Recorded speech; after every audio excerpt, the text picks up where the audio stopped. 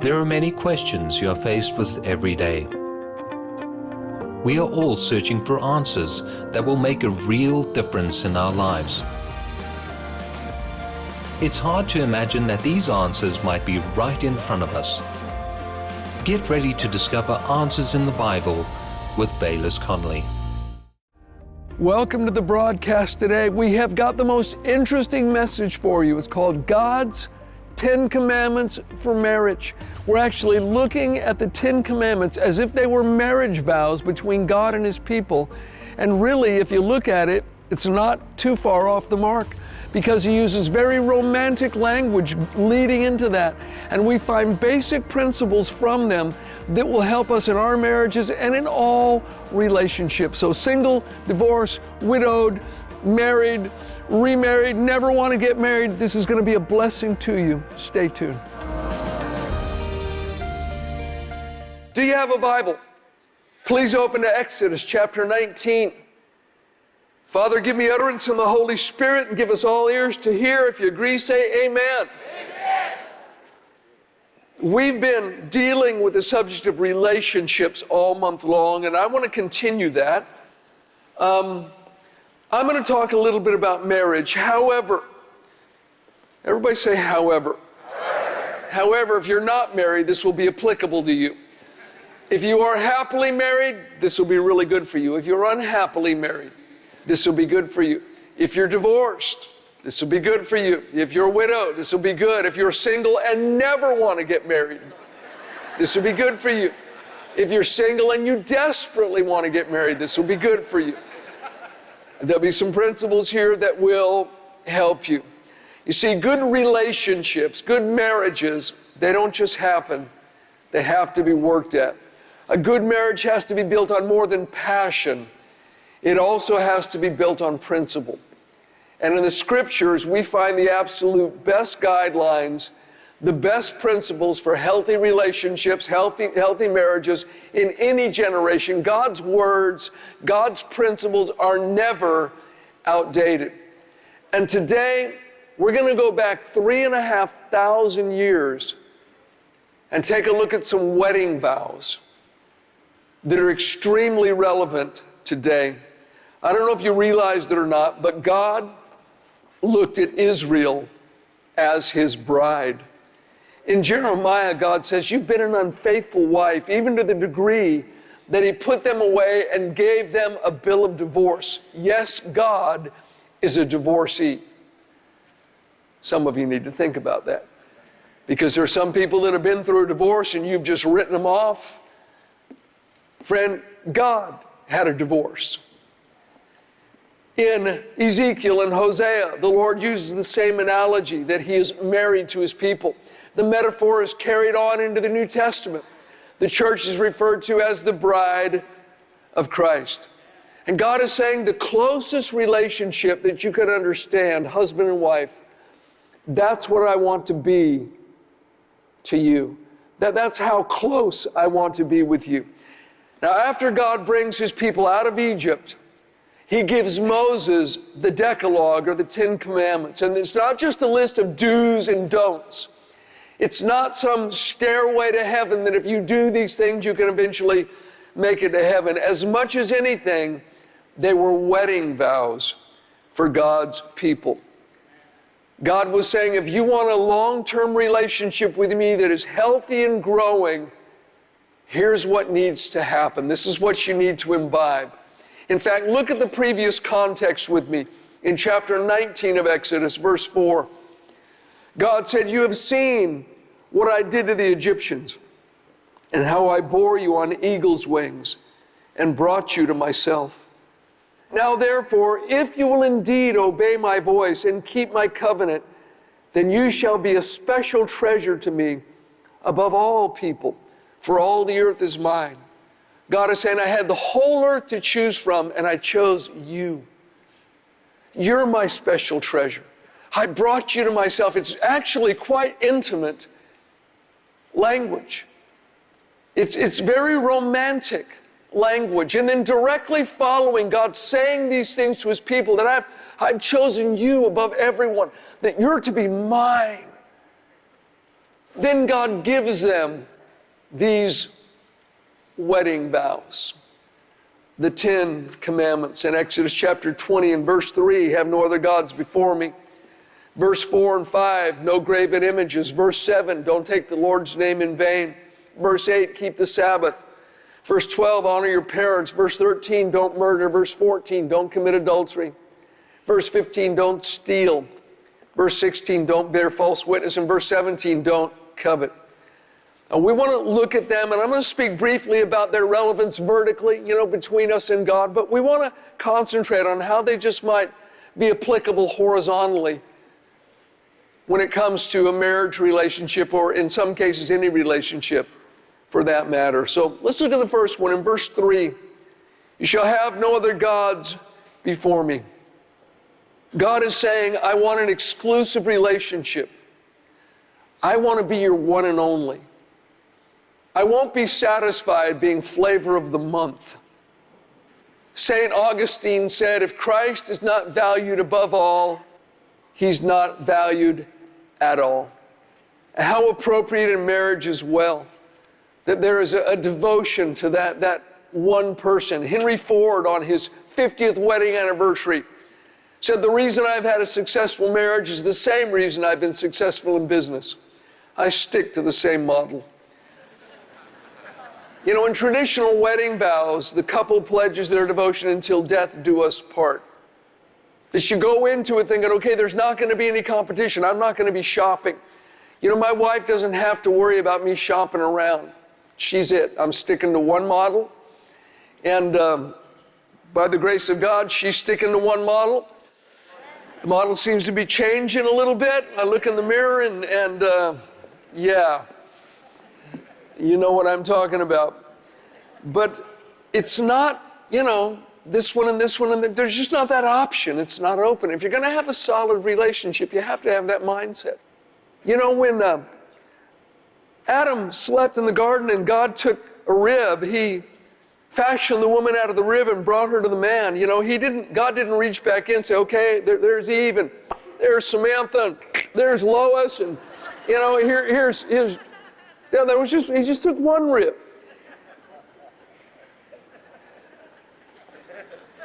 Let's move on, verse 4.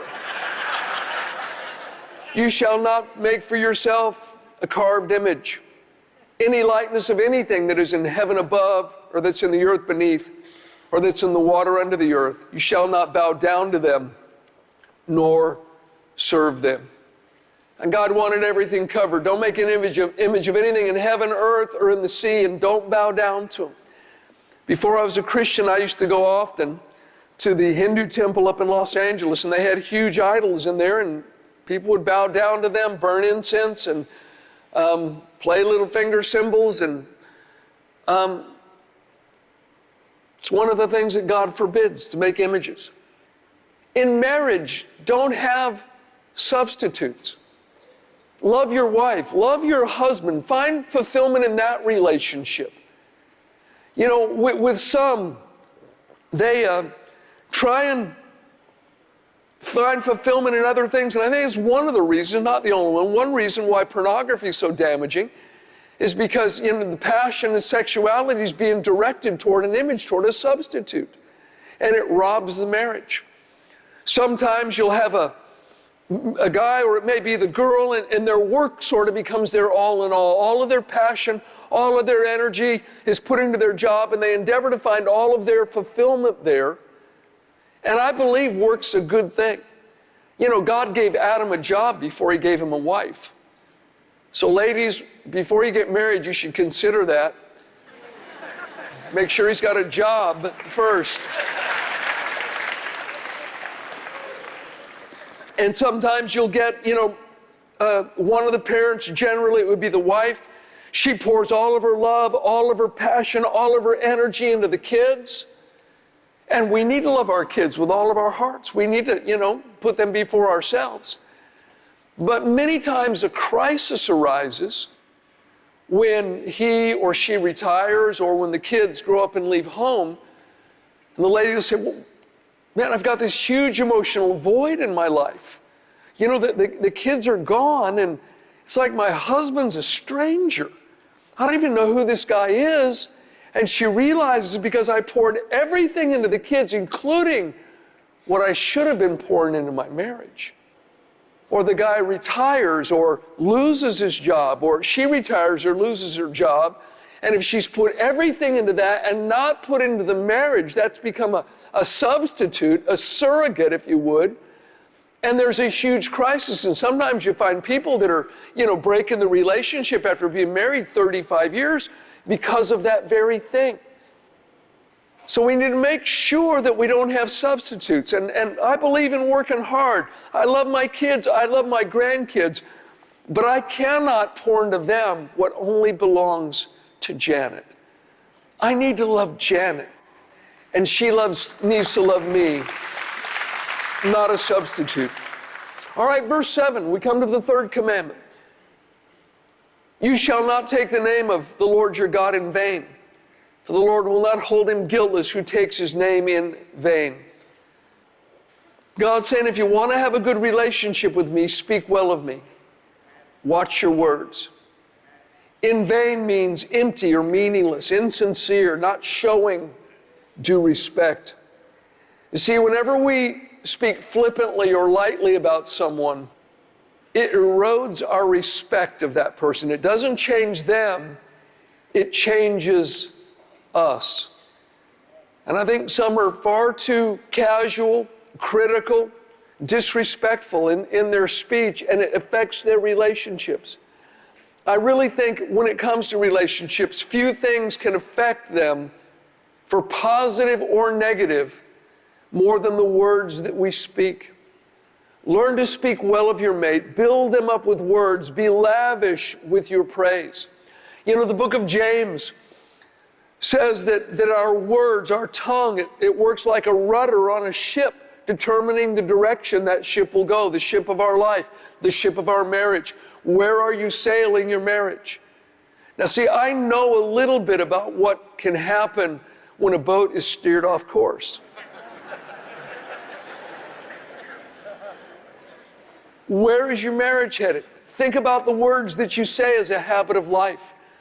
I know my wife and I have been in the presence of some people we couldn't wait to get away because they're just cutting one another with their words, and the atmosphere was toxic.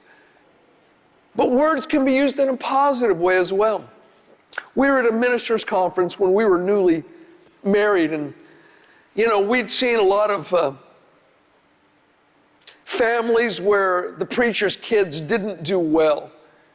And so we determined early on, when we found successful families, we wanted to ask them what they did. And we were at this ministers' conference, and the guy was a good speaker, but he wasn't that good. He went on for 2 hours, like about an hour longer than he probably should have. And I noticed there was a couple and their 2 young boys, like maybe 12 and 10 years old, there, and I'm thinking, okay, these kids are going to start, shooting spit wads or whacking each other and hitting each other in the head any minute. And the boys they took notes the whole time. And I was watching them probably more than I was listening to the preacher. It was one of the 7 wonders of the world to me. And so we made a beeline for them afterwards, and I just commented. I said, look, what did you do? Did you cast a spell over your kids or what? These 2 boys sat there for 2 hours. And they said, well, no, actually we didn't. They're a bit unusual. They love the word.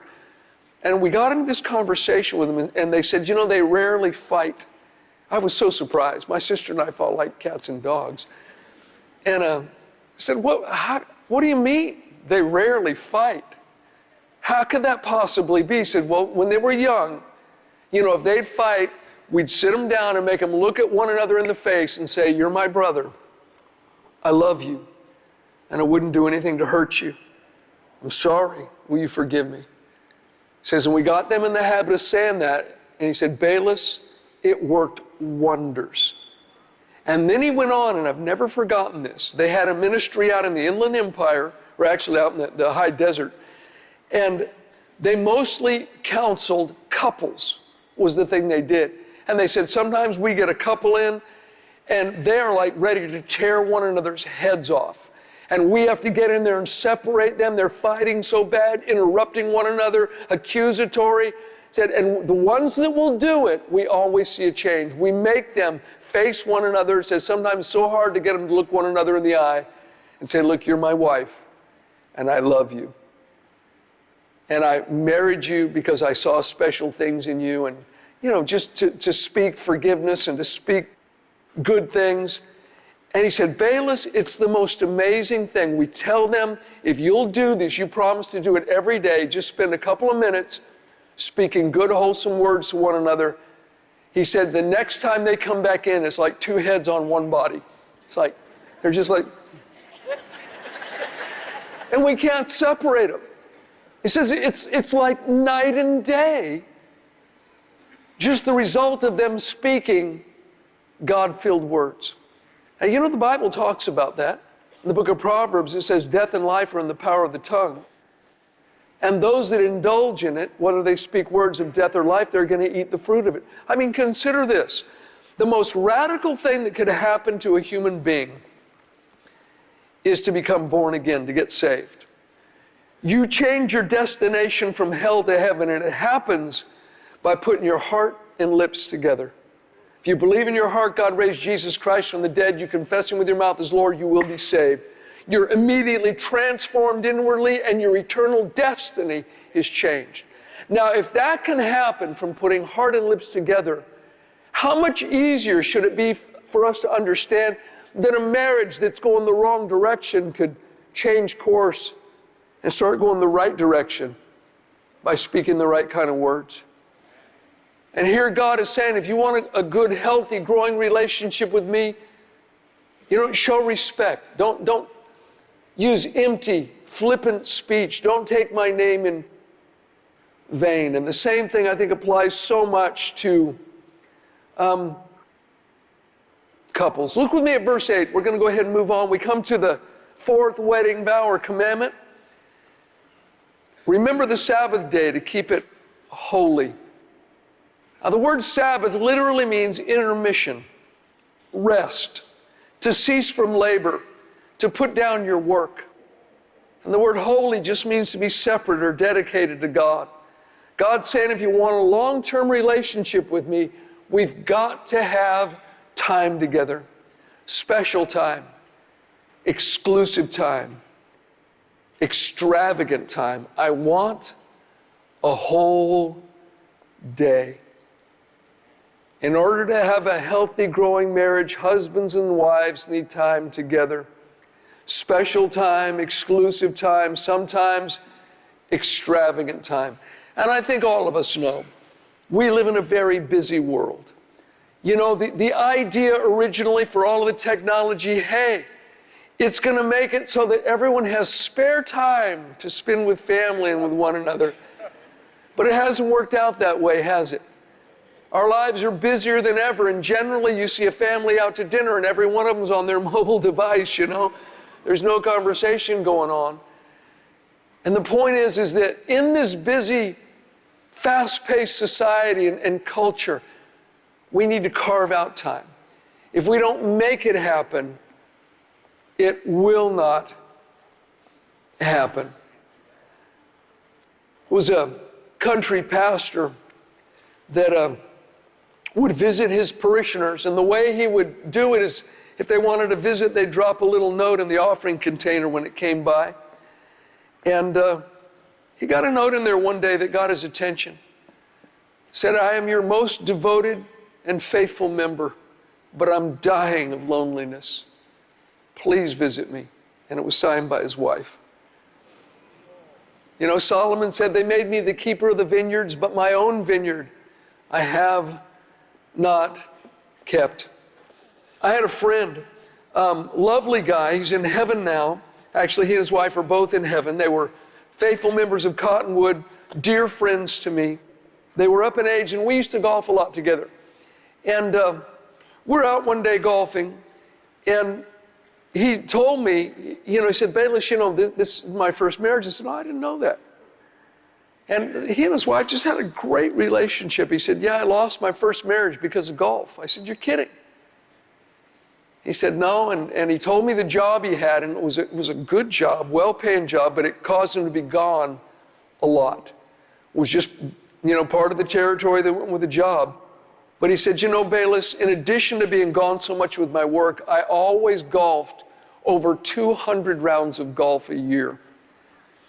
That's the equivalent of 25 work weeks in a single year. He said, I was always gone. I never had any time with my wife. If I had free time, if I was home, I was at the golf course. He said, after dark, we would pull our cars up to the putting green and turn the headlights on and putt out on the putting green for another hour with the headlights of our car shining on the putting green. He says, it cost me my marriage because I never gave my wife time. She was sort of the ruling queen of golf widows. Has to have time. There was a guy golfing one day. He and his friend teed off, both hit good drives down the fairway. The balls were near one another. They're standing out there judging the distance. A guy pulls a club out of his bag, and just then a funeral procession goes by on the street on the outskirts of the golf course. This one guy takes off his hat, puts it on his heart, bows his head, and his friend said, Bill, I didn't think you were so sentimental. He said, I was married to her for 35 years. Yeah.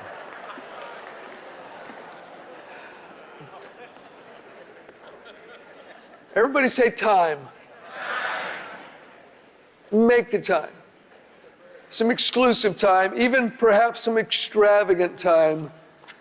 It'll be worth your while. Now, from this point, we begin to get into a number of character issues. And God is saying, in essence, if you want a good relationship with me, these are the qualities that you need to imbibe. And in marriage, these are qualities that you need to look for. If you're single in here and are dating someone, or single and want to be married, or maybe single and just want to be a good person, these are things that you need to consider. We come to verse 12, and it's the fifth commandment. It says, honor your father and mother, that your days may be long upon the land which the Lord your God is giving you. Among other things, this is saying that we need to be grateful. As you study the scriptures and see what it has to say in practical terms about honoring father and mother, it has a lot to do with showing gratitude. Most of the time, parents put in much toil, energy, love, and money into the raising of their children. But when you have a thankless child, an ungrateful child, it's a very difficult thing to cope with. I quoted William Shakespeare. I think it was last Wednesday night. He said, how sharper than a serpent's tooth it is to have a thankless child. Our first president, George Washington, said, nothing is a greater stranger to my breast, or a sin that my soul more abhors than that black and detestable one, ingratitude. St. Ignatius called ingratitude the most abominable of sins. You see, when you get someone that's ungrateful toward their parents, they feel no responsibility toward them, it tends to color every other area of their life. A selfish person that feels like the world owes them a living generally won't make a good marriage partner. But when you find someone that shows true gratitude, that's a real display of good character. Thank you is a huge word in marriage. Showing appreciation is huge in any relationship. Yes, it takes effort to express appreciation, but it pays huge dividends. Someone that hasn't or doesn't honor their parents probably will not honor you either. And if you're thinking, you know what, Pastor, I get that, but you don't know my husband. There's not a lot I can think of to show gratitude for. All right, maybe you need to get on your knees and say, God, show me 2 things. And then show gratitude for those things. You know, he works hard. She does a good job with the kids. You know, she does her best to make herself look good. Whatever it is, you can find something and express gratitude. All right, let's move on. Verse 13. This is a good one here. You shall not murder. Don't kill your spouse. It's very hard to have a healthy marriage that way. Jesus actually expanded on this. In Matthew 5, he said, you've heard that it was said, you shall not murder, and whoever murders will be in danger of the judgment. But I say to you that whoever is angry with his brother without a cause shall be in danger of the judgment. I was with some friends one time. We'd actually been to the funeral. This is back in the BC days of a friend of ours that had died. After the funeral, we went to one of the guys' house, and we're sitting there smoking weed and kind of in this, deep funk over the loss of our friend. And his wife, realized the carpet needed vacuuming, and she started vacuuming, like kind of right in between us there. And it probably wasn't the most sensitive thing she could have done. And we're there passing a joint around, and my friend, her husband, just stares at her, and she just keeps on vacuuming the carpet. He stands up without a word, pushes her out of the way, picks up the vacuum, and throws it through the wall. And then he sat back down. That marriage didn't last. If you don't learn to control your temper, the devil will control you through it. Anger erodes relationships. If you've got a hot temper, get it under control. If you're dating somebody and there's just these outbursts of anger, take that as a little red flag, and you need to back up and slow down, okay? Thank you for watching Answers with Bayless Conley. Bayless will continue with part 2 of his message next week. Now, it's quite obvious that we didn't get through all 10 of the commandments in this message. You know what that means.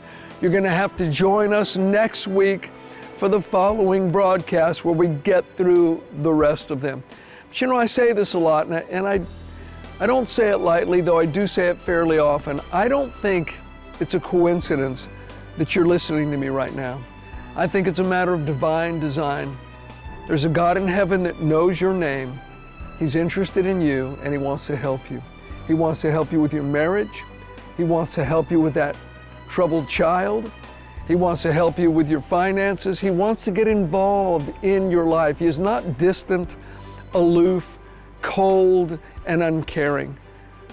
He's very near. He's a very present help in time of trouble. Call upon him today. Pour your heart out before him, and you will find him to be very kind, very gracious, and very full of mercy. Join us next time. God bless you. We hope you enjoyed today's message. Order the full version of this teaching on CD, DVD, or MP3 by using the contact details on screen now. Our prayer for you is that you'll continually grow in the wisdom, faith, and power that comes when we hear and apply God's Word in our daily lives. Thank you for watching Answers with Bayless Conley. For more information and inspiration, visit AnswersBC.org.